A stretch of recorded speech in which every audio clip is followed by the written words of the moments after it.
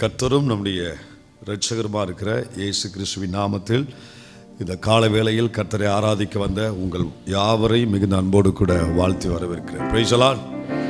ஹல்லேலூயா. எழும்பி நின்று கர்த்தருடைய வார்த்தைக்கு நேராய் கடந்து போகலாம். ஓசியாவின் தீர்க்கதரிசன புஸ்தகம் 14ஆம் அதிகாரம் 5ஆம் வசனம். ஓசியா 14ஆம் அதிகாரம் 5ஆம் வசனம். 5 எல்லாரும் சேர்ந்து வாசிப்போம். நான் இஸ்ரவேலுக்கு பனியை போல் இருப்பேன், அவன் லீலி புஷ்பத்தை போல் மலருவான், லீபனோனை போல் வேரூன்றி நிற்பான். ஹல்லேலூயா. எல்லாம் கண்களை மூடி கர்த்தரை ஸ்தோத்திரம் பண்ணுவோமா? நல்லா வாய் திறந்த ஆண்டவரை துதிப்போம். ஓ நன்றி ராஜா. நான் பிறந்த நாள் முதல் இந்த நாள் வரையிலும் ஆதரித்து வந்தீரே, ஆறுதல் தந்தீரே.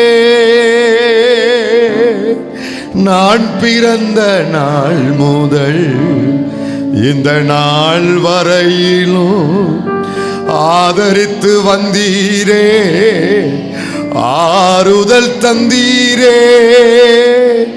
எப்படி சொல்வேன், என்னன்னு சொல்வேன், நீர் செய்ததை 1 2 3 என்று எண்ண முடியாது.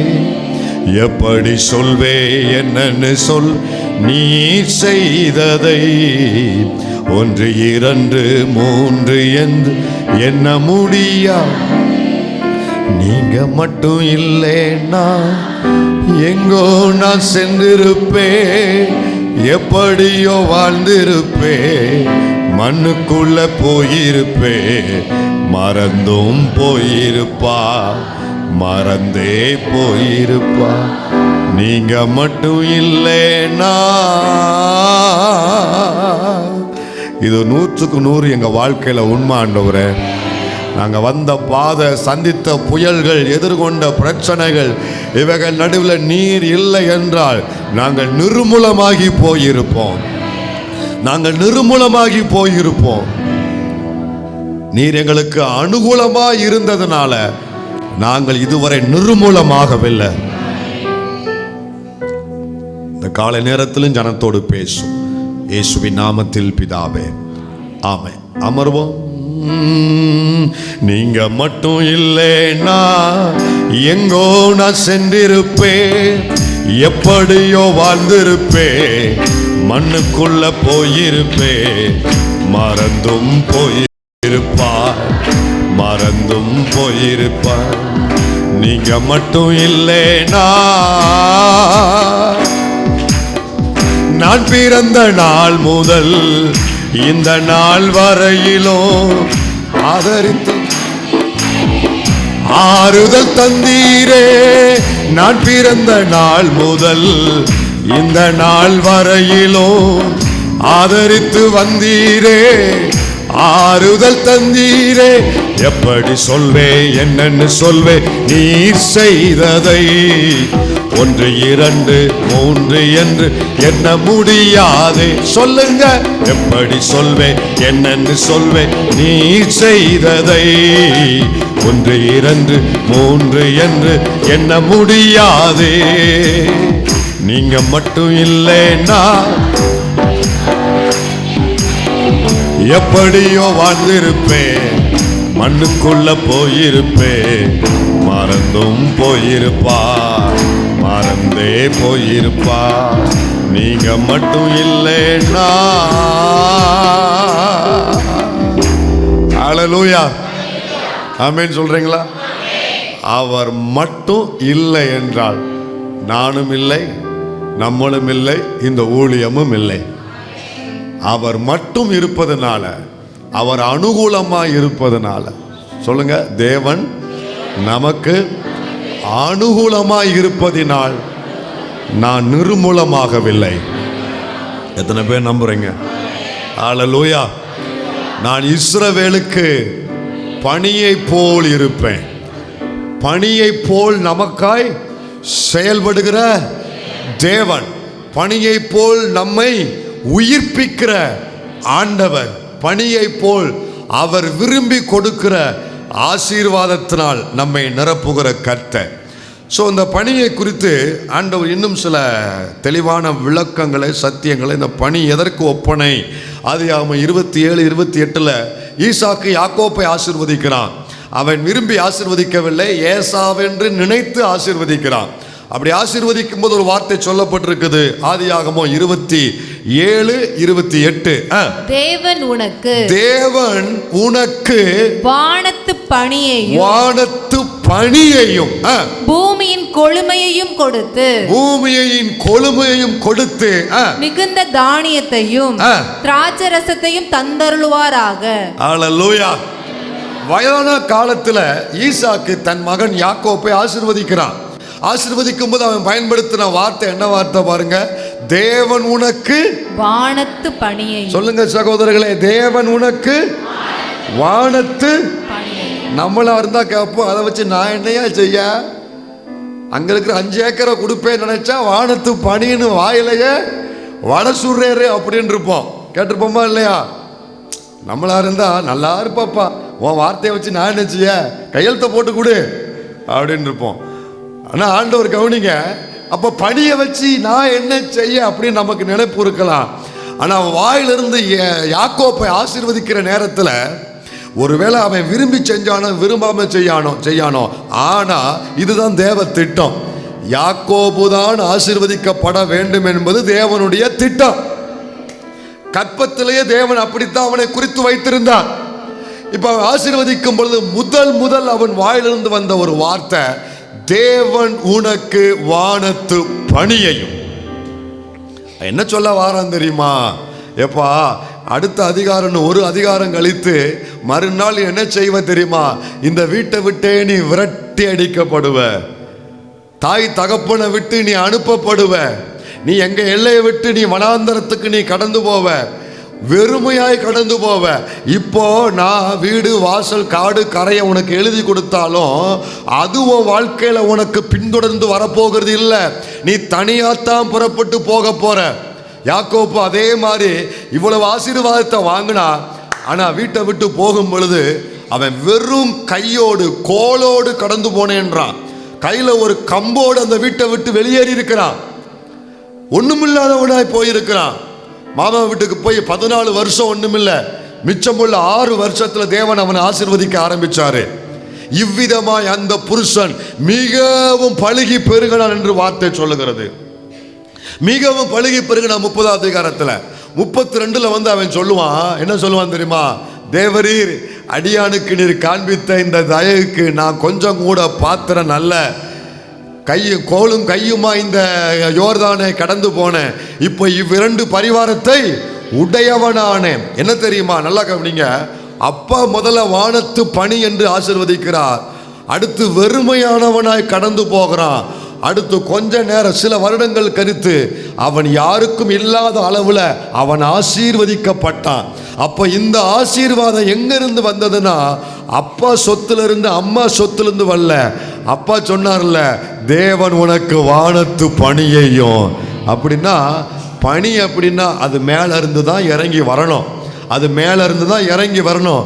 அப்படின்னா யாக்கோப்பை பொறுத்தவரை ஆசீர்வாதம் வேற எங்கிருந்து வரல, மேல இருந்து வானத்தும் பணியை போல அவன் ஆசீர்வதிக்கப்பட்டது. தேவனால் மட்டுமே அவன் ஆசீர்வதிக்கப்பட்டான். குடும்ப உறவுகளால் எந்த பயனும் இல்லாமல் வெறும் கையோடு அமர்ந்திருக்கிற தேவ பிள்ளையே, ஆண்டவர் யாக்கோபை போல வானத்து பணியை போல மேலிருந்து வருகிற ஆசீர்வாதத்தினால் இன்றைக்கு வெறுமையா இருக்கிற உன் வாழ்க்கையை நிரப்ப தேவன் உண்மை உள்ளவர். நீ வேற எங்கேயும் பார்க்காத, வானத்து பணியை நோக்கி பார். அது தேவனால் மட்டும்தான் வரும், அவர் மட்டும்தான் கொடுக்க முடியும். அப்பா கூட சண்டை போடாத, அம்மா கூட சண்டை போடாத, யாரையும் குறை சொல்லாத. வானத்து பணியா உன்னை ஆசீர்வதிக்கிற தேவன், மேலிருந்து வருகிற ஆசீர்வாதத்தினால் உன்னை திருப்தியாக்குகிற ஒரு தேவன். அல்லேலூயா. எத்தனை பேர் விசுவாசிக்கிறீங்க? இந்த பணி அன்னைக்கு சொன்னேன், இந்த பணி தேவன் விரும்பி கொடுக்கிற ஆசீர்வாதம். அடுத்து இந்த பணி தேவனால் மட்டுமே வருகிற ஆசீர்வாதம். இந்த பணி இன்னும் ஒரு காரியத்துக்கு ஒப்பனையா இருக்குது. நீதிமொழிகள் புஸ்தகம் 19ஆம் அதிகாரம் 12ஆம் வசனம். நீதிமொழிகள் 19:12.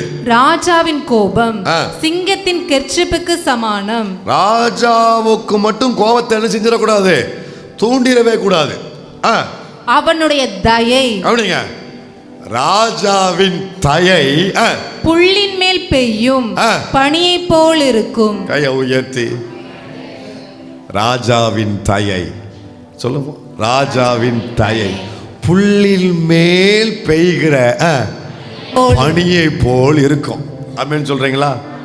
இந்த புல்லு பகல்ல அடிச்ச வெயில்ல தாங்க முடியாம வாடி போய் கிடக்கும். இரவுல அதிகாலையில அந்த பனி பெய்த உடனே வாடி போனது அப்படி எழும்பி துளிர்த்து வந்து நிற்கும். ராஜாவின் தயை புல்லில் மேல் பெய்கிற பனியை போல் இருக்கும். தேவ பிள்ளையே, உனக்கும் எனக்கும் நமக்கும் ஒரு ராஜாதி ராஜா ஒருவர் இருக்கிறார். ராஜாவுடைய தயை புல்லில் பனியை போல் அந்த புல்லை உயிர்ப்பித்து அதை திரும்பவும் எழும்பி நிற்க பண்ணுகிறது போல, அவன் சூழ்நிலையினால, வாழ்க்கையில சந்தித்த எதிர்ப்புகளினால, சந்தித்த போராட்டத்தினால, வயதுக்கு மிஞ்சின சில காரியங்களை உங்க வாழ்க்கையில சந்தித்ததுனால வாடி வதங்கி நீங்க தரையோடு தரையா இன்னைக்கு நீங்க படுத்திருக்கிற நிலைமையை போல் இருக்கும் என்றால், உங்களுக்கு தயை செய்கிற ஒரு தேவன் உண்டு. உனக்கு யார் தயை செய்யாவிட்டாலும், யார் உனக்கு இரக்கம் காண்பிக்காவிட்டாலும், சில நேரங்களில் இரக்கம் காண்பிக்க வேண்டியவர்களே உன் வாழ்க்கையில இரக்கமற்றவர்களாக நடந்து கொண்டிருப்பாங்க. இவங்க உனக்கு இரக்கம் காமிச்சிருக்கணும். அந்த குடும்பத்தினர்கள் அல்லது உன் உடம்பிறந்தவர்கள் நீ கடந்து போன பாதையில உங்களுக்கு அவர்கள் இரக்கம் காண்பித்திருக்க வேண்டும். நீ படுகிற கஷ்டத்துல அவர்கள் உனக்கு இரக்கம் காண்பித்தால் இந்த பாடு நீ பட வேண்டிய அவசியம் இல்லை. இந்த வேதனை, இந்த அவமானம் உனக்கு வர வேண்டிய அவசியம் இல்லை. உன் உடம்பிறப்புகள், குடும்பத்தினர்கள் எல்லாரும் நல்லா இருக்கிறாங்க. ஆனா நீ தான் இன்னைக்கு வரைக்கும் என்ன செய்யற, கஷ்டப்பட்டுக்கிட்டு இருக்கிற. இன்னைக்கு வரைக்கும் நீ வாடி போன புல்லை போல நீ இருக்கிற. எங்கெங்கயோ மனிதர்களுடைய தயவுக்காக நீ தேடி அலைஞ்ச. அவங்க தயவு செஞ்சிருவாங்களா, இவங்க தயவு செஞ்சிருவாங்களா? யாரும் உனக்கு தயவு செய்யல. ஒரு நல்ல செய்தி சொல்லுகிறேன். ராஜாவின் தயை பனியை, புல்லில் பெய்கிற பனியை போல் இறங்குகிறது போல உனக்கு தயை செய்கிற ஒரு தேவன் உண்டு. அவர் தயை புல்லில் பெய்கிற பனியை போல் ஓ மேல் இறங்கி வரும். அவர் தயவினால் நீ பிழைத்திருப்பாய். அவர் தயவினால் உன் குடும்பம் துளிர்த்தோங்கும், உன் எதிர்காலம் தழைத்தோங்கும். அல்லேலூயா. விசுவாசிக்கிறீங்களா? யாரு தயை செய்யணும் அவசியம் இல்லைங்க. பிறர் தயையினால் நீங்க பிழைக்க வேண்டிய அவசியம் இல்லைங்க. ராஜாதி ராஜாவுடைய தயை உனக்கு பனியை போல, புல்லில் பெய்கிற பனியை போல் உனக்கு இறங்கி வரும். என் ஜெபம், இந்த பிரசங்கத்தை கேட்கும் பொழுது வாழ்க்கையில வற்றி போன குடும்பங்கள், வதங்கி போன குடும்பங்களில் அவருடைய தயை பனியை போல் இறங்கி வருவதாக. உங்கள் குடும்பம் துளிர்விட தேவனுடைய தயை உங்களுக்கு கிருபை செய்வதாக. நம்புறீங்களா? அல்லேலூயா. பக்கத்துல பார்த்து சொல்லுங்க, ராஜா தயை நமக்கு போதும். நம்ம ராஜா தயை நமக்கு போதும். வேற எவரும் உங்களுக்கு உதவி செய்யணும் அவசியம் இல்லை. ஏமாத்திட்டாங்கன்னா விடுங்க, தாரெண்டு தள்ளனா விடுங்க, கொடுக்குறேன்னு கொடுக்கலன்னா விடுங்க. மற்றவங்க எல்லாரும் தங்கள் கண்களை உங்களுக்கு மறைத்து கொண்டார்களா, தங்கள் காதுகளை உங்களுக்கு அடைத்து கொண்டார்களா? இவன் வந்தாலே ஏதாவது கேட்பான், கொடுக்க வேண்டியிருக்குன்னு சொல்லி அவங்க ரூட்டவே மாற்றி கொண்டாங்களா? விடுங்க. நீங்க அவர்கள் தயையினால் அல்ல, இந்த ராஜாவுடைய தயவினால் பிழைக்கிறவர்கள். அல்லேலூயா. இன்னும் சொல்ல போனா, மனிதர்கள் எனக்கு தயை செஞ்சா 2 நாளைக்கு என் வண்டி ஓடும். அவன் போட்டால் 100 ரூபாய்க்கு பெட்ரோல் போடுவான். எவ்வளோ தூரம் ஓட போகுது வண்டி? 2 நாளைக்கு வண்டி ஓடும். அதுக்கப்புறம் வண்டியை நிப்பாட்டிட்டு தான் நம்ம போகணும். ஆனால் அவரிடத்தில் இரக்கங்களுக்கு முடிவில்லை என்பதனால, அவருடைய தயவுக்கு முடிவில்லை என்பதனால என் வாழ்க்கையில் முடிவில்லாத கிருபை தயவு எனக்கு உண்டு. இத்தனை பேர் விசுவாசிக்கிறீங்க? இன்னொரு முக்கியமான விஷயத்தை நான் சொல்லி உங்களுக்காக ஜெபிக்கனால நான் இதோட சுருக்கிக்கொள்றேன். சரி, இந்த பணி எப்படி கிரியை செய்கிறது சொல்லுங்க. பனி எப்படி பாச கிரியை செய்யும்? வந்து எல்லாரும் இரும வைக்குது, தொக்குன்னு இருமிக்கிட்டு இருக்கோம். இதுதான், வேற என்ன? அப்ப பனி எப்படி கிரியை செய்யுது? நான் அந்த பனியை மட்டும் அல்ல, அதை வைத்து தேவன் சொன்னாரு, நான் இஸ்ரவேலுக்கு பனியை போல் இருப்பேன். அப்படின்னா பனி எப்படி செயல்படுகிறதோ அதே போல என்னுடைய தேவன் என் வாழ்க்கையில அவர் செயல்படுகிறார். அது எப்படி? அதை தான் கவனிக்க போறோம் வேகமா. 2 சாமுவேல் 17ஆம் அதிகாரம் 2ஆம் வசனத்தை முதல்ல வாசித்துட்டு அப்புறம் அதுலயே 12ஆம் வசனத்துக்கு வருவோம். 2 சாமுவேல் 17ஆம் அதிகாரம் முதல்ல 2ஆம் வசனம் வாசிங்க. அவன் விடாய்த்தவனும் கை தளர்ந்தவனுமாய் இருக்கையில் நான் அவனிடத்தில் போய் அவனை திடுக்கிட பண்ணுவேன். அப்பொழுது அவனோடு இருக்கும் ஜனங்கள் எல்லாரும் ஓடி போவதினால் நான் ராஜா ஒருவனை மாத்திரம் வெட்டி. கவனிங்க, இந்த சம்பவத்தினுடைய பின்னணியத்தை சொன்னா தான் இந்த செய்தி உங்களுக்கு கொஞ்சம் புரியும். 2 நிமிஷத்துல சொல்ல நான் விரும்புகிறேன். நல்லா கவனிக்கணும் எல்லாரும். கொஞ்சம் நிமிர்ந்து உட்காருங்க, சிங்க குட்டிகள் மாதிரி. கவனிங்க. இப்போ அப்சலோம் தன் தகப்பனாகிய தாவீதுக்கு விரோதமாய் எழும்பி அப்பன் உசுரோடு இருக்கும் பொழுதே அவனை காலி பண்ணி, அதாவது அவனை கொலை செஞ்சுட்டு அவனுடைய சிங்காசனத்தில் உட்காரும்படி விரும்பினான். யாரு? அப்சலோம். இந்த தாவீது குடும்பத்தில் 3 ஆகாத சொல்லுங்க, 3 ஆகாத அப்சலோம் ஒரு ஆகாதவன், அப்புறம் அம்னோன் ஒரு ஆகாதவன், இன்னொருத்த யாரு? அதோனியா, அவனும் ஒரு ஆகாதவன். இந்த 3மே ஆகாத 3மே ஆகாத சரி, அந்த 3 விடுவோம். இப்ப விஷயத்துக்கு வருவோம். இப்போ இந்த அப்சலோம் என்ன நினைக்கிறான்? தாவீதை காலி பண்ணி அவனை தீர்த்து கட்டிவிட்டு அவன் உட்கார்ந்து இருக்கிற சீட்ல தான் உட்காரும்படி விரும்பினான். உடனே இவனுக்கு பயந்து தாவீது ஓடி போகிறான். எருசலேமை விட்டே ஓடி போகிறான். கால்நடையாய் முகத்தை மூடி கண்ணீரோடு வெறும் காலோடு செருப்பு போடாம நடந்து போவான். இந்த பகுதியை வீட்டில் போய் வாசித்தீங்கன்னா கண்ணீர் வரும். எனக்கு இந்த பகுதியை வாசித்தா கண்ணீர் வரும். எப்படிப்பட்ட தாவீது இன்னைக்கு இப்படி ஒரு நிந்தையை சுமந்து கொண்டு போறானே அப்படின்னு அவ்வளவு கண்ணீர் வரும்.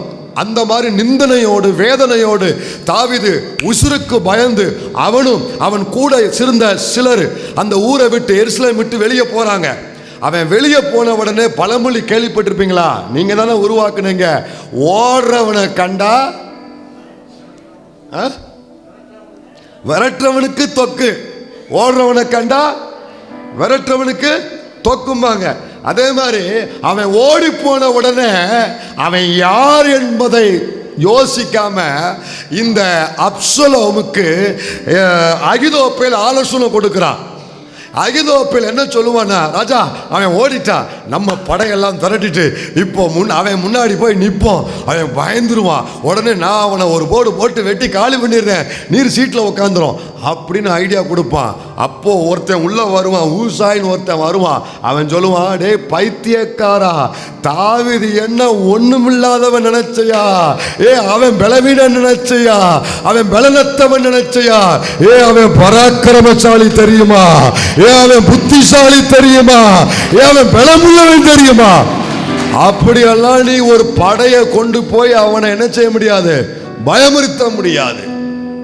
ஒத்தைக்கு ஒத்தையா நின்று ஒத்தனை காலி பண்ணியிருக்கான் மொத்த பெலிஸ்திய தேசத்தைய. அது மொத்த இஸ்ரவேல் தேசத்துக்குமே தெரியும்.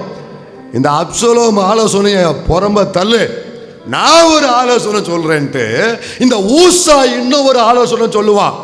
என்ன சொல்லுவான்னா, கவனிங்க, அவன் சொல்லுவான், அவன் சொன்ன மாதிரி படையை திரட்டிக்கிட்டு அடாவடித்தனமா நம்ம ஆரவாரத்தோடு எக்காலம் ஊதிக்கிட்டு இப்படியெல்லாம் அவர் முன்னால போய் நிற்க வேண்டாம். அப்படின்னா அவர் நம்மளை காலி பண்ணிடுவாரு. அப்படி செய்ய வேண்டாம், நம்ம வேற ஒரு வழியை கையாளுவோம். என்ன வழியை கையாளுவோம் அப்படின்னா 12ஆம் வசனம் வாசிங்க. அப்பொழுது அவரை கண்டுபிடிக்கிற எவ்விடத்தில் ஆகிலும் நாம் அவரிடத்தில் போய் பனி பூமியின் மேல் இறங்குவது போல. ஆலோசனை பாருங்களேன், ஆலோசனை பாருங்களேன். அவன் சொல்றான், பனி பூமியில் மேல் இறங்குவது போல அவர் மேல் இறங்குவோம், அவர் மேல் இறங்குவோம். சரி, இப்ப என்ன கவனிங்க, இந்த வார்த்தையை மட்டும் வச்சுக்கோங்க. அவன் சொல்றான், யுத்தத்துக்கு போகும்பொழுது எப்படி போகணும்னு சொல்றான்னா, நம்ம திடுதுப்புன்னு படைகளை திரட்டிக்கிட்டு நம்ம சத்தம் கொடுத்துக்கிட்டுலாம் போக வேண்டாம். பனி பூமியில் இறங்குவது போல நம்ம இறங்குவோம். சரி, இப்போ எனக்கு ஒரு கேள்வி, பனி எப்படி இறங்கும்? பனி எப்படி இறங்கும்? மழை பெய்யும் போது கூட சத்தம் கேட்கும். மழை பெய்யும் என்ன கேட்கும்? சத்தம். இடி விடும்போது கூட சத்தம் கடுமையாக கேட்கும். இடி விழுந்தாலும் சத்தம் கேட்கும். காற்று அடித்தா கூட சரசர சரசன்னு கேட்கும், சத்தம் கேட்கும். அப்புறம் மழை பெஞ்சா கூட சத்தம் கேட்கும். ஆனால் பனி பெய்கிறது மட்டும் என்ன செய்யாது? சொல்லுங்க. எந்த சத்தமும் இருக்காது, எந்த ஆரவாரமும் இருக்காது, அமைதியா வரும். ஆனா மொத்த பூமியையும் நிரப்போம். பனி எப்படி வரும்? அமைதியா வரும், மொத்த பூமியையும் நிரப்போம். அமைதியாய் வரும், முழு பகுதியையும் நிரப்பிடும். ஒரு பகுதியை கூட விட்டு வைக்காது, எல்லாத்தையும் நிரப்பிடும். சரி, இதுதான் அந்த கான்டெக்ட், அங்கே இருக்கிற கான்டெக்ட். இதை மாதிரி நம்ம போவோம் அப்படின்னு அவன் சொல்கிறான். இப்போ அந்த சம்பவத்தை விட்டுருவோம். இப்போ இந்த வசனத்தை எடுத்துக்கொண்டு நம்ம ஓசியாவில் கொண்டு வந்து இணைக்க போகிறோம். எப்படின்னா, இப்போ ஆண்டவர் என்ன சொன்னார் தாம் பிள்ளைகளுக்கு? நான் இஸ்ரவேலுக்கு, எல்லாரும் நான் இஸ்ரவேலுக்கு, ஆனா இப்படி சொல்லுவோமே, நான் இந்த சபை மக்களுக்கு. அப்ப கர்த்தர் எப்படி கிரியை செய்கிறாருன்னா, பனி ஆரவாரம் எல்லாம் போடாது, அமைதியாத்தான் இறங்கும். ஆனா அது பலமாய் கிரியை செய்யும். புரிஞ்சிருச்சா? கர்த்தர் அமைதியா இருப்பது போல இருக்கும், ஆனா வாழ்க்கையில பலமாய் செயல்படுவா. தேவன் பலமாய் செயல்படுவா. கர்த்தர் அமைதியா இருப்பது போல் தெரியும், அவர் வல்லமையோடு செயல்படுவார். பலமாய் செயல்படுவாய், பூரணமாய் செயல்படுவார். ஆண்டவர் இடிமுழக்கத்தை போல தம் பிள்ளைகளுக்காக இறங்கி வந்து செயல்படவும் முடியும். சில நேரங்களில் ஆண்டவர் சத்தமே இல்லாம பனி இறங்குற மாதிரி இறங்கி வருவாரு. அமைதியான முறையில தான் இறங்கி வருவாரு. உன் வாழ்க்கையில எந்த சம்பவமும் நடக்காத மாதிரி தான் தெரியும், எல்லாமே அடைபட்ட வாசல் மாதிரி தான் தெரியும், எல்லாமே எதிர்ப்பு நிறைந்த சூழ்நிலை மாதிரி தான் தெரியும். ஜெபித்தாச்சு, கண்ணீர் வடிச்சாச்சு, உபவாசிச்சாச்சு, எல்லாமே செய்தாச்சு, இனி எந்த சம்பவமே நடக்கல. அவரோ ஒரே மனமாய் இருக்கிறது போல இருக்கும். ஆனா இந்த வருஷ இறுதியில் கர்த்தர் ஒன்றை நிரூபிப்பாராக. நான் இஸ்ரவேலுக்கு பனியை போல் இருப்பேன் என்று வாக்குரைத்த கர்த்தர், இதை கேட்டு விசுவாசிக்கிற தாய்மார்களுக்கும் தகப்பன்மார்களுக்கும் சகோதரிகளுக்கும் சகோதரர்களுக்கும் கர்த்தர் ஒன்றை நிரூபிப்பாராக. நான் இஸ்ரவேலுக்கு பனியை போல அமைதியாய் இருப்பேன். அமைதியா இருப்பது போல் இருக்கும், ஆனா வல்லமையோடு பூரணமான நிலைமையில முழு பலத்தோடு கர்த்தர் கிரியை செய்வாராக. 11 மாதங்கள் நடக்காத காரியங்கள் வருஷ இறுதியில் மிஞ்சி இருக்கிற 15 நாட்களில் பனியை போல் இறங்கி வந்து இந்த பிள்ளைகள் காரியத்தில் அமைதியான முறையிலும் அதே சமயத்தில் வல்லமையோடும் கர்த்தர் செயல்படுவாராக. ஹல்லேலூயா. இந்த 2 வார்த்தை, அமைதியா அதே சமயத்தில் பூரணமா. எப்படி? நீங்க மொட்டை மாடியில் போய் உங்க வீட்டில் போய் பாருங்க, பனி பெஞ்சா ஏதோ ஒரு 5 அடியில் மட்டுமல்ல, 5 அடி ஸ்கொயர் ஃபீட்ல மட்டுமல்ல, அது 500 அடி ஸ்கொயர் ஃபீட்னா 500 அடி என்ன செஞ்சிருக்கும்? நிரப்பி இருக்கும் பனி. ஆனால் சத்தமே இல்லை, அமைதியாகத்தான் வந்துச்சு, ஆனால் பூரணமாக நிரப்புச்சு. கர்த்தர் அமைதியாக இருப்பது போல தெரியும். தேவ பிள்ளையே, உன் வாழ்க்கையில் நீ வடித்த கண்ணீர் வீண் போயிடுச்சு நினைக்கியா? இல்லைம்மா, இல்லையா? நீ பட்ட அந்த மனதில் உள்ள வியாகுலங்கள் எல்லாம் கர்த்தர் பார்க்கலன்னு நினைக்கிறையா? இல்ல. ஆண்டவருக்கு தெரியல நினைக்கிறையா? இல்ல. கர்த்தர் இனிமே எங்க கேட்க போறான்னு ஒரு கசப்பு நிறைந்த இருதயத்தோடு வந்திருக்கிறையா? இல்ல, அது வேண்டாம். ஆண்டவர் அமைதியா இருப்பது போலத்தான் தெரியும். ஆனா சில நேரங்கள்ல அவர் பணியை போல் கிரியை செய்கிறவர். அவர் அமைதியா இருந்து கொண்டு உன் காரியத்தை பூரணமான நிலைமையில, முழுமையான நிலைமையில கொஞ்சம் கூட விட்டு வைக்காதபடி மொத்தத்தையும் தேவன் ஆளுகை செய்து அவர் செயல்பட வல்லமை உள்ளவர். நம்புற பிள்ளைங்க என் கூட சேர்ந்து ஒரு சின்ன ஜெபம் பண்ணுங்க. ஆண்டவரே, எல்லா முயற்சியும் எடுத்தோம், எதுவுமே கை கொடுக்கவில்லை. இறுதியில என்னுடைய ஒரே நம்பிக்கை உம்முடைய வார்த்தை மட்டும்தான். என்னுடைய ஒரே விசுவாசம் உம்முடைய வார்த்தை மட்டும்தான். அமைதியா இருப்பது போல் நீர் இருந்தாலும் பணியை போல் என் வாழ்க்கையில் செயல்படுகிற கர்த்தர் பூரணமாய் செயல்படுவேன், நிச்சயமாய் செயல்படுவேன். என் வாழ்க்கையில் அனைத்து பகுதிகளிலும் நீர் செயல்படுவீர் ஐயா. என் லைஃப்ல, என் கணவர் லைஃப்ல, என் பிள்ளைங்க வாழ்க்கையில, என் குடும்பத்தின் எல்லா பகுதிகளிலுமே தேவன் செயல்படுவேன்.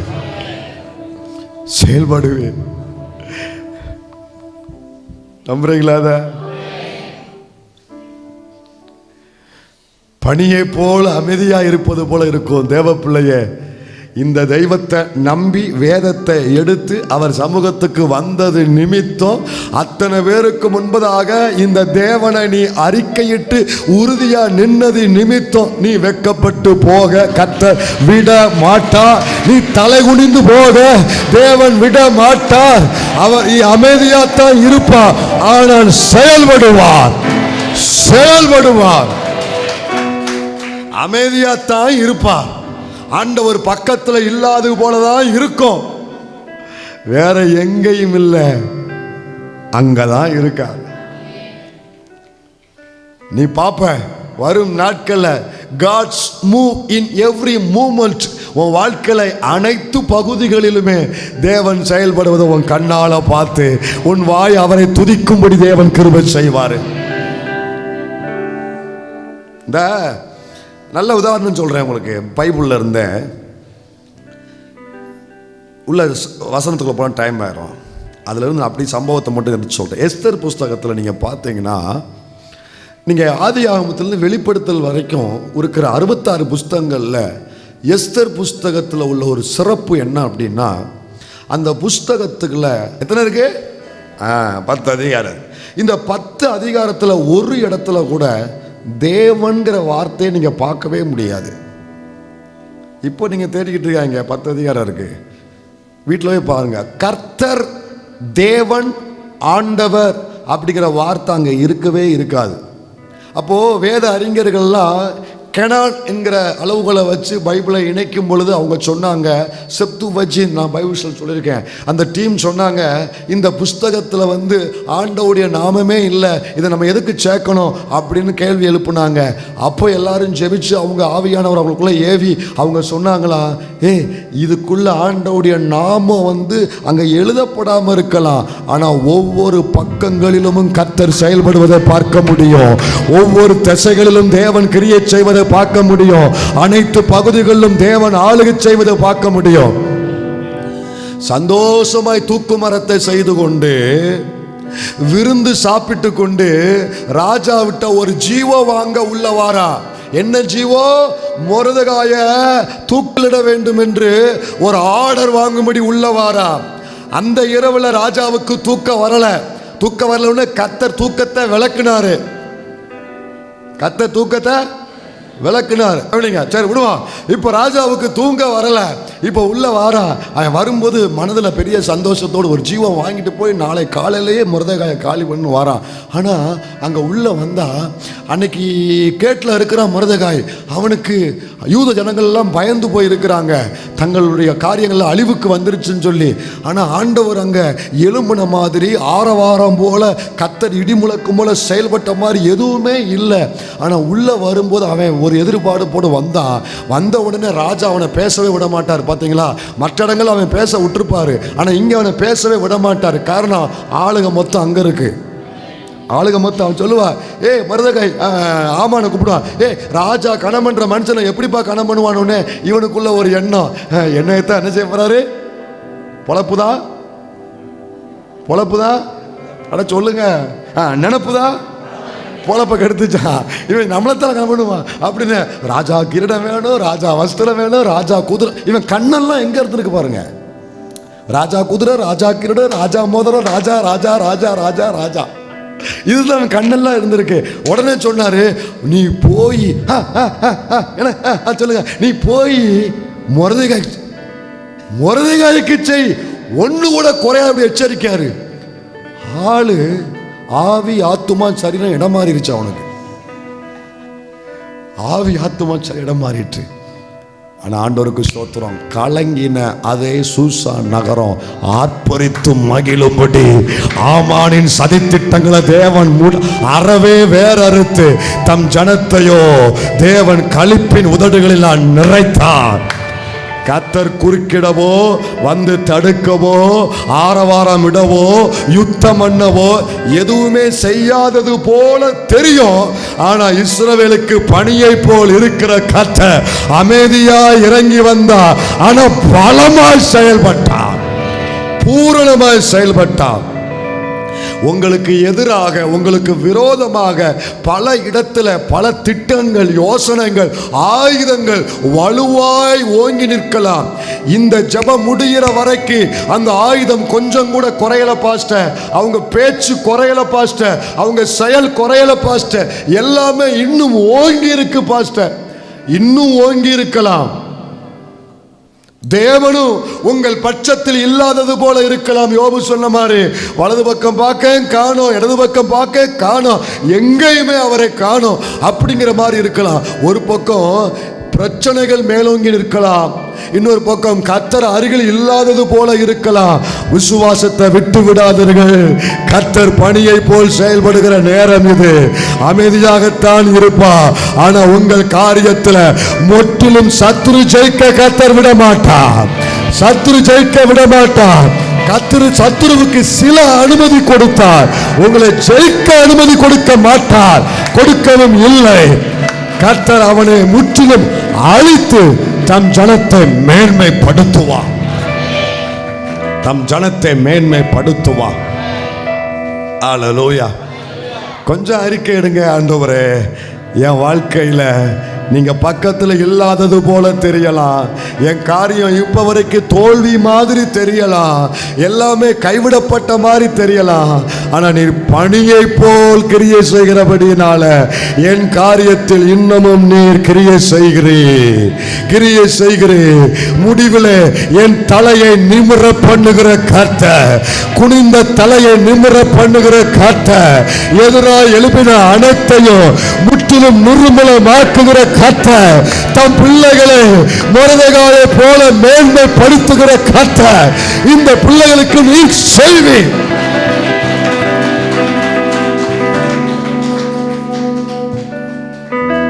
ஆண்டவர் செய்வாராக. இந்த வருஷ இறுதியில் இந்த ஏக்கங்களை நிறைவேற்றுவாராக, விண்ணப்பங்களை கர்த்தர் நிறைவேற்றுவாராக, உங்கள் காத்திருப்புகளை கர்த்தர் நிறைவேற்றி கொடுப்பாராக. எத்தனை பேர் வாழ்க்கையில் இதை அனுபவிக்கணும், இதெல்லாம் நான் கண்ணால பார்க்கணும், இந்த காதால கேட்ட இந்த செய்தியை என் வாழ்க்கையில பார்க்கணும்னு எத்தனை பேர் ஆசைப்படுறீங்க? உண்மையா விரும்புறீங்களா இதை உங்க வாழ்க்கையில பார்க்கணும்னு? ஆண்டவருக்கு நான் ஒரு காரியத்தை செய்யணும், கர்த்தருக்கு நான் ஒரு காரியத்தை செய்தால், ஆண்டவர் வைக்கிற நிபந்தனையை நான் நிறைவேற்றினால், இப்போ கேட்கிற உங்க விண்ணப்பத்தை அவர் நிறைவேற்றுவார். நியாயாதிபதிகள் புஸ்தகம் 6ஆம் அதிகாரம் 37, 38, 39. நியாயாதிபதிகள் 6, 37, 38, 39. இதோ நான் மயிருள்ள ஒரு தோலை களத்திலே போடுகிறேன், பனி தோளின் மேல் மாத்திரம் பெய்து பூமி எல்லாம் காய்ந்திருந்தால், அப்பொழுது தேவரீர் சொன்னபடி இஸ்ரவேலை என் கையினால் ரட்சிப்பீர் என்று அதனாலே அறிவேன் என்றான். அப்படியே ஆயிற்று. அவன் மறுநாள் காலமே எழுந்திருந்து தோலை கசக்கி அதிலிருந்து பனி நீரை ஒரு கிண்ணம் நிறைய பிழிந்தான். அப்பொழுது கிதியோன் தேவனை நோக்கி, நான் இன்னும் ஒரு விசை மாத்திரம் பேசுகிறேன், உமது கோபம் என்மேல் மூளாதிருப்பதாக. தோளினாலே நான் இன்னும் ஒரு விசை சோதனை பண்ணட்டும். தோல் மாத்திரம் காய்ந்திருக்கவும் பூமி எங்கும் பனி பெய்திருக்கவும் கட்டளையிடும் என்றான். கவனிங்க, கிதியோன ஆண்டவர் அவருடைய ஒரு திட்டத்தை நிறைவேற்றும்படி அழைக்கும் பொழுது கிதியோன் ஆண்டவர்கிட்ட ஒரு 2 காரியத்தை சொல்லி ஜெபிக்கிறான். பணியை வைத்து 2 காரியத்தை சொல்லி ஜெபிக்கிறான். அவன் கேட்கிறான், ஆண்டவரே, நீர் என் கூட இருப்பது உண்மையானால், எனக்கு கொடுத்த இந்த திட்டத்தை தரிசனத்தை என்னை கொண்டு நீர் நிறைவேற்றுவது உண்மையானால், இந்த ஜனங்களை என்னை கொண்டு நீர் விடுவிப்பது உண்மையானால், இதெல்லாம் நான் நம்பும்படி, நான் விசுவாசிக்கும்படி எனக்கு ஒரு அடையாளத்தை நீங்க செய்யணும். என்ன அடையாளம்னா, இப்போ வறண்ட நேரத்தில் வீட்டில் தோல் இருக்கு. இஸ்ரவேலுடைய வீட்டில் தோல் அந்த பலியிடுவாங்கள, ஆடு மாடு பலியிட்டு அந்த தோலை காய வைத்து அதை வீட்டில் மடக்கி வச்சிருப்பாங்க. சுருட்ட முடியாது, ஏன்னா காஞ்சிச்சுன்னா தோல் எப்படி ஆயிடும்? வரப்பா இருக்கும். சில ஆள் இருக்கிற மாதிரி அப்படி வரப்பா தோல் இருக்கும். அதை என்ன செய்ய முடியாது, சுருட்டலாம் முடியாது. மடக்கி 4 துண்டை மடக்கி பத்திரப்படுத்தி வச்சிருப்பாங்க. அப்போ அந்த ஒரு ட்ரையான ஒரு தோல், ஆட்டுத்தோல் இன்னும் ஒரு மொழிபெயர்ப்பில் இருக்கு. அந்த ட்ரையான தோலை கொண்டு வந்து நான் வெளியில களத்தில் போடுறேன். ஆண்டவரே, பனி பெய்யணும்.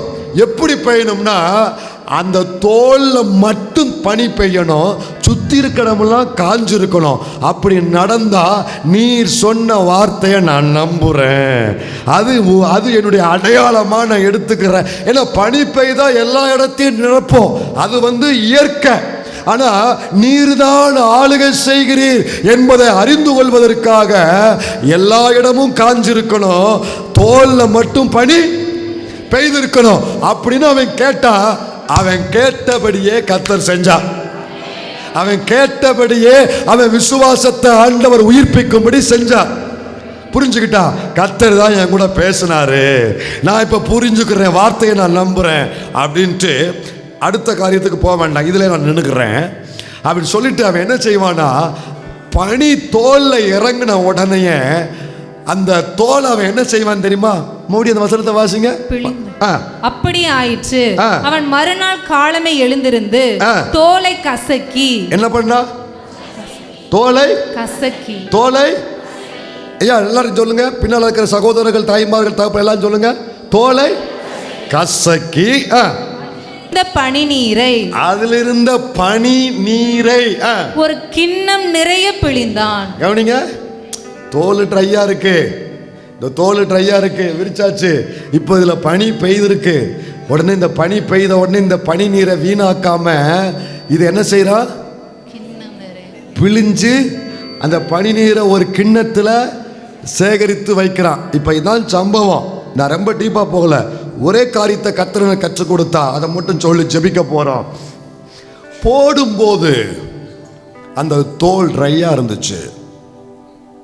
முதல்ல விரிக்கும் பொழுது அந்த தோல் கடினமா இருந்துச்சு, பயன்படுத்த முடியாத அளவுக்கு.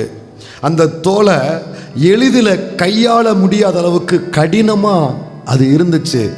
பனி எப்போ அதில் பெய்ததோ அது கசக்கி புளியக்கூடிய அளவுக்கு, பயன்படுத்தக்கூடிய அளவுக்கு அது எளிதாய் மாறியது. உங்களை பார்த்து நான் ஒரு கேள்வி கேட்குறேன். தனி ஜபமோ, குடும்ப ஜபமோ, சபையில் கூடி ஜபிக்கிற ஜபமோ, ஆராதனை நேரமோ, உங்கள் வாழ்க்கையில் என்னைக்காவது நீங்கள் உங்கள் வாழ்க்கையில் தேவ பிரசன்னம் உங்கள் மேலே இறங்கி வந்ததை நீங்கள் அனுபவிச்சிருக்கிறீங்களா? நான் உண்மையைத்தான் கேட்குறேன். நீங்கள் அனுபவிச்சவங்க மட்டும் சொல்லுங்கள். தேவ பிரசனத்தை அனுபவிச்சிருக்கீங்களா? ஆண்டவர் பிரசனம் உங்களுக்குள்ள இறங்கி உங்களை அழ வைத்து, அர்ப்பணிக்க வைத்து, உங்களை கதற வைத்து, உங்களை அவருக்குள்ள மகிழ வைத்த அனுபவத்தை இங்க இருக்கிற யாராவது உங்க வாழ்க்கையில் அனுபவிச்சிருக்கிறீங்களா? அனுபவிச்சிருக்கீங்க தானே? எல்லாருமே அனுபவிச்சிருக்கிறோம் தானே? கவனிமா, பனி என்பது எர்மோன் மலையின் மேல் பொழிந்தருளப்படுகிற தேவ பிரசனத்துக்கு சமம். பனி என்பது அந்த எர்மோன் மலையின் மேல், சீயோன் மலையின் மேல் இறங்கி வருகிற தேவ பிரசனத்துக்கு சமம்.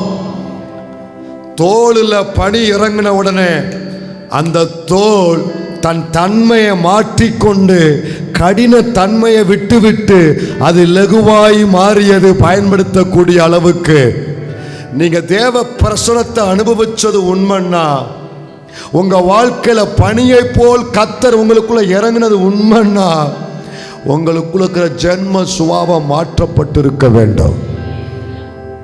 உங்களுக்குள்ள இருக்கிற கடின தன்மை மாற்றப்பட்டிருக்க வேண்டும். உங்களுக்குள்ள இருக்கிறதான அந்த மாம்ச சுபாவம் முற்றிலுமாய் களையப்பட்டிருக்க வேண்டும். மறுபடியும் அந்த தோல் கடினமாகவே இருந்துச்சுன்னா பனி இறங்குச்சுங்கிறத ஒத்துக்கொள்ளவே முடியாது. பனி இறங்குனா அது கடினத்தன்மை மாறி அது லகுவாய் மாறியது. என் மேல பிரசனம் இறங்கி வந்திருக்கிறது உண்மைன்னா, எனக்குள்ள இருக்கிற மாம்ச சுபாவம் வெளியே போயிருக்கணும். என் மேல தேவ பிரசனம் இறங்கினது உண்மைன்னா, எனக்குள்ள இருக்கிற உலக சுபாவம் வெளியே போயிருக்கணும். நான் ஜெபிக்கிறேன், ஆராதிக்கிறேன், வசனம் கேட்கிறேன், கண்ணீர் விடுறேன். ஆனாலும் அதை விட்டு எழும்பி போகும் பொழுது என் பழைய மனுஷன் என் கூடவே இருக்கிறான். அந்த கடின தன்மை கொஞ்சம் கூட மாறல, அதை சுருட்ட முடியல, அப்படியே தான் இருக்குன்னா நீ தேவ பிரசன்னத்தை அனுபவிச்சு இல்ல, நீ உணர்ச்சி வசப்பட்டிருக்க. நான் சொல்றது எத்தனை பேருக்கு புரியுது? புரியுதா புரியலையா? இதுக்கு முன்னால புரிஞ்சிச்சுல, இது ஏன் புரிய கஷ்டமா இருக்கு உங்களுக்கு? நீங்க கண்ணீர் விட்டு அழுதும் எழும்பி போகும் பொழுது உங்க வாழ்க்கையில மாற்றம் இல்லாவிட்டால், உங்க கண்களில மாற்றம் இல்லாவிட்டால், சிந்தனையில மாற்றம் இல்லாவிட்டால், வார்த்தையில மாற்றம் இல்லாவிட்டால், செயல்களிலே மாற்றம் இல்லாவிட்டால் நீ தேவ பிரசன்னத்தை அனுபவிக்கல. நீ உன் பிரச்சனை நினைச்சு அழுதுருக்க. ஏன்னா என் தேவ பிரசனத்துக்கு ஒரு இயல்பு உண்டு. அது யார் மேல் இறங்கி வருகிறதோ அவர்களை உருமாற்றம் அடைய பண்ணும், அவளை மறுரூபம் அடைய பண்ணும், அவளை மாற்றி அமைக்கும். பனியை போல் கர்த்தர் பிரசனம் இறங்கி வருகிற நேரம் எழும்பி போகும் பொழுது என் கடின தன்மை மாறி இருக்கணும். கர்த்தர் என்னை கையாளக்கூடிய அளவுக்கு அவருக்கு முன்பதாக தாழ்மையின் இருதயத்தோடு, அர்ப்பணிப்பின் இருதயத்தோடு அவர் பயன்படுத்தக்கூடிய அளவுக்கு என் வாழ்க்கை மாற்றப்பட்டிருக்க வேண்டும். வார்த்தையில மாற்றம் இருக்கணும். தாய் தகப்பனை கனம் பண்ணணும். வா போ, நீ என்ன கை இருக்கா கால் இருக்கா, உன் கூட அவர் இல்லை ஆண்டவர் இல்லை. புருஷனை கனம் பண்ணணும், மனைவியை நேசிக்கணும், பிள்ளைக கீழ்ப்படியணும். இன்னும் சுபாவம் மாறாம உன் வார்த்தை அப்படியே கடினமா இருந்து, உன் செயல் தாறுமாறா இருந்து, இன்னும் நீ அப்பாவை எதிர்க்கிற, உன் அம்மாவை நீ எதிர்க்கிறனா, உன் சுபாவம் மாறல, உன் பேச்சு மாறலன்னா உன் சுபாவம் மாறல. சுபாவம் மாறலன்னா நீ அனுபவிச்ச தேவ பிரசனத்தை அல்ல. பிறரை காயப்படுத்துற மாதிரி பேசாதீங்க, பிறர் இருதயம் வேதனைப்படுற மாதிரி பேசாதீங்க. சிலர் சொல்லுவாங்க, நான் அப்படித்தான் ஐயா, நான் என் அப்பா அப்படித்தான், நானும் அப்படித்தான். அப்புறம் நீ ரட்சிக்கப்பட்டது எப்படி சொல்லிக்கிட்டு அத அந்த மாம்ச சுபாவத்தை பெருசா மேன்மை வேற பாராட்டுவாங்க. நான் அப்படித்தான். அப்ப நீ எப்படி ரட்சிக்கப்பட்ட, நீ எப்படி நீ உன்னை நம்புவது? ஐயா ஆண்டவர், நீ 10 மணி நேரம் ஆசீர்வாத செய்தியை கேட்பதுனால இறங்கி வந்துடாது. உன் வாழ்க்கையில் அவர் எதிர்பார்க்கிறத நீ நிறைவேற்றும் பட்சத்தில் மட்டும்தான் இதுவரைக்கும் கேட்ட ஆசீர்வாதம் உன் மேல இறங்கி வரும். எனக்கு நேரத்தே தெரியும் இந்த பாயிண்ட்டுக்கு அவ்வளவா வரவேற்பு இருக்காதுன்னு. ஆனாலும் எனக்கு ஒரு நம்பிக்கை உண்டு, ஆவியானவர் உள்ள ஆளுகை செய்து கொண்டிருக்கிறாரு. கடின தன்மையை மாத்துங்க. இந்த வருஷ இறுதியில் ஆண்டவரே உண்மை நான் துக்கப்படுத்தக்கூடாது, என் சக விசுவாசிகள் யாரையும் நான் வேதனைப்படுத்தக்கூடாது, என்னிடத்துல இருக்கிற பழைய சுபாவம் என்னை பின்தொடரக்கூடாது. என் ஜென்ம சுபாவை என்னை பின்தொடரக்கூடாது, கடினத்தன்மை என் வாழ்க்கையில் இருக்கக்கூடாது. இதை மாற்ற என்னை ஒப்பு கொடுக்கிறேன். தங்கச்சி, தம்பி கேளுப்பா, 25 வருஷம் ஆனாலும் ஒன்றை மாத்தலனா வாக்குத்தத்தமாகவே இருக்கும். நிறைவேற்றாதது கர்த்தருடைய குற்றமும் அல்ல, உனக்கு பிரசங்கம் பண்ண ஊழியக்காரன் குற்றமும் அல்ல. எனக்கு கொடுத்த வார்த்தை நிறைவேறணும்னா நான் மாறணும், உனக்கு கொடுத்த வார்த்தை மாறணும்னா நீ மாறணும். இல்லைன்னா வந்து வந்து அழுதுகிட்டே நீ போக வேண்டியதான். இன்னும் நிறைவேறல, இன்னும் நிறைவேறல, இன்னும் செய்யல, அழுதுகிட்டே போக வேண்டியதான். 50 வருஷம் ஆனாலும் அழுதுகிட்டு தான் இருப்பேன். நிறைவேற வாய்ப்பு இல்லை. என் ஆண்டவர் ஒன்னைத்தான் கேட்கிறாரு.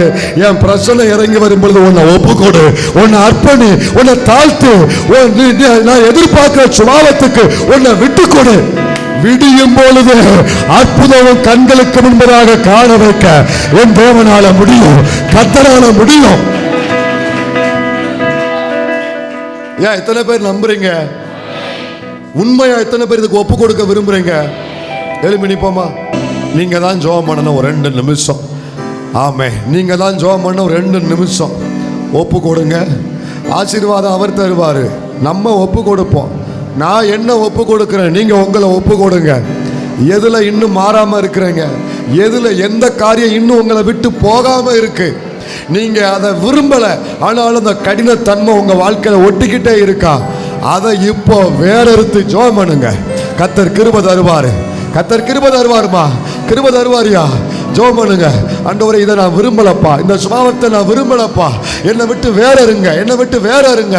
என் கடினத்தன்மையை மாற்றுங்க, என் கடினத்தன்மையை மாற்றுங்க.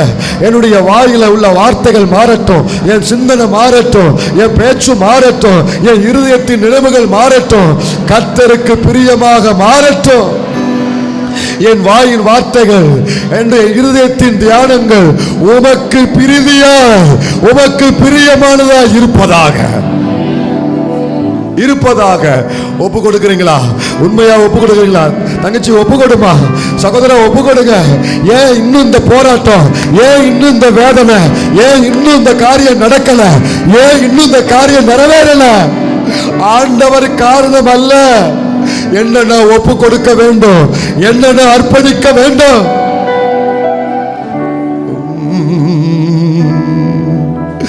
அப்பா ராஜா, இந்த வருஷ இறுதியில ஒரு மாபெரும் மாற்றம் முதல்ல எங்க வாழ்க்கையில உண்டாக ஒப்பு கொடுக்கிறோம்ப்பா, எங்க வாழ்க்கையில உண்டாக அர்ப்பணிக்கிறோம். கிருபைதாரும் இந்த வார்த்தையை சத்துரு பொறுக்கி விடாதபடி பரிசுத்த ஆவியானவர் இந்த வார்த்தைகள் மேல் அசைவாடி பனியை போல் இறங்கி வந்து முதல்ல வாழ்க்கையில மாற்றம், பின்பு அவர்கள் காரியங்களிலே மாற்றம், அவர்கள் வாழ்க்கையில மாற்றம், காரியங்களிலே மாற்றம் காண வைப்பீராக, சாட்சி சொல்ல வைப்பீராக. நீர் அமைதியா இருப்பது போல் இருந்தாலும் நிச்சயம் செயல்படுகிறவர், அமைதியாக செயல்படுகிறவர். ஆண்டவரே, உம்முடைய பிள்ளைகளுக்கு பலமாய் செயல்படுகிறவர். மகிமைப்படும். கேட்ட வார்த்தைகள் படி ஆசீர்வதியும். இயேசுவின் நாமத்தில் பிதாவே.